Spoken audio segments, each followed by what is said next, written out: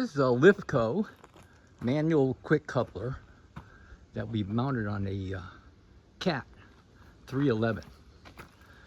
The customer is using it right now at actually at his home. They're pipe waterline, water main users.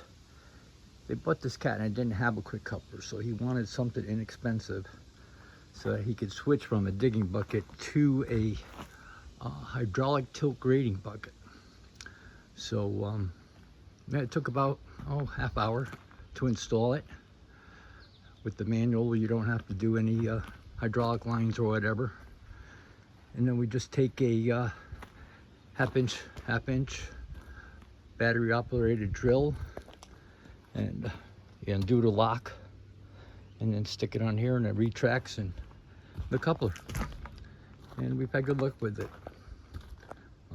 This is the second one that this customer has bought in the last, I think I sold the first one to him, went on a John Deere about 10 years ago.